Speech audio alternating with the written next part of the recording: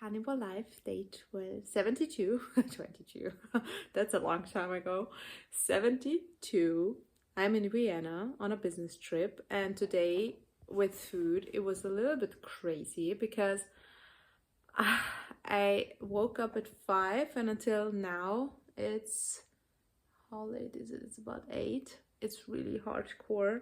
I'm up and I had to lead a workshop, and it was really tough. There was so many topics, so many discussions. My brain was constantly working, and we did have a, how do you say that, when you have a lot of things prepared from the company to eat, and we had no breaks, so we did have just food they prepared. And I did a mistake when I ordered the food. I said low carb, but I didn't think it through. And with the one thing they prepared was just salads. So yeah, that is low carb. So I had to manage what to do. They had, schnitzel.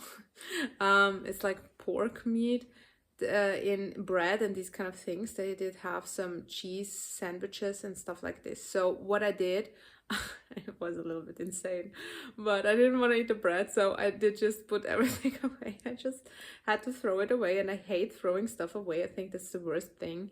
But I had nothing, nobody wanted to eat it if you touch it and these kind of things. So, and then I had, they were so small. It was like 2 of these schnitzels, and I put some cheese on it from the bread. So I pick up the bread and just took cheese and put it on. I usually stopped eating cheese. I stopped eating dairy, but that was the only thing they had. I was starving. It was so hard. Before I came to Vienna, I did make my beef fat trim, so that was helpful. But then after, almost 10 hours, I was just done. And they had some salmon with cottage cheese. So I did, and and a little bit of goat cheese, but it was like, in total, the food I ate was maybe a handful because there were little appetizers. So that was really frustrating. I was starving. And then we went to a bar, and I did not drink. Thank you. Thank you. Applause. I did not drink alcohol, and they all ordered alcohol, and I ordered just my, sparkling water with some lemon though, because I just needed a little bit of a kick, but that was it. I didn't drink coffee now, and caffeine also from the green tea now for 4 days. So I'm so proud. And I didn't chew chewing gum today. And believe me, when I'm in that kind of, I'm talking 15 hours, my habits of chewing gum is just insane. And I wanted to get rid of this bad habit. And the mint oil really helped, and then everybody wanted to try it, so it was really funny because it's just 100% mint oil, and if you have the feeling that you smell, you just put a little bit of the mint oil, and it was fine, and I was going through with it, so that was amazing. It was a tip of you guys, so I'm so thankful. And I did have some hot water, just some hot water, so that was great. When it was cold, and that's it. And then we went to this bar, and it did have this the sparkling water. And I ordered spare ribs, and I was looking forward to it. I thought, yeah, great, then I can eat. I'm so hungry. I want to just eat all the spare ribs. And everybody, was joking around. And they brought like the biggest plate you can imagine. It was my hand 3 times, just spare ribs. And then they had potatoes and these kind of things. And I said, okay, you guys can eat the potatoes. I'm going to eat the spare ribs, and you can share the other stuff. And I tried the spare ribs, and they were just awful. Everybody else loved them, so I shared it, with everybody. I eat maybe 2 bites. I just hated it. They put it into this, what was it, maybe a honey crust or something. I just hate it when meat is sweet or something. I just couldn't eat it. I was starving. It was just bad. Now I'm back in the hotel, and I'm so hungry, and we don't have here anything. Near me, across the street, there is a McDonald's, so I could get some beef patties, but I'm just so tired and so lazy, so I'm not gonna do that. Maybe I'm gonna do it in the morning for breakfast or something like that if I'm still gonna be hungry. And I do have then just the morning a little bit of stress, and then I can finally drive back home so I can eat at home my rump steak. And I'm so looking for my rump steak. And one thing I really can tell you, and it's so tough, and I did have one cheat because I was so hungry, and they had like these small pieces of cake, and I was really struggling with myself. I said, no, you're not eating this fucking cake. You're not eating this fucking cake. And then I was like, after 3-4 hours, it was just, you have no idea how stressful this day was. It was just really awful topics. Everybody was, mad, and, not on me, but in general, it was just a little bit of an escalation workshop with all also of our leaders of the company. So it was really stressful, and we were the whole day, we didn't have our big room booked, so we did have a very small room packed with 10 people. It was just insane, the air and everything. It was just so packed. We were just starting having headaches, and everything, it was just too much. And then I did have this small piece of cake, so I said, you know what, okay, I'm not gonna die from it. And one thing I realized, I said, okay, that small piece, I just need to moderate myself right now, because it's a not normal situation for me, and we're gonna have, it's okay, don't beat yourself up about it. But the interesting part was to see what my colleagues did eat.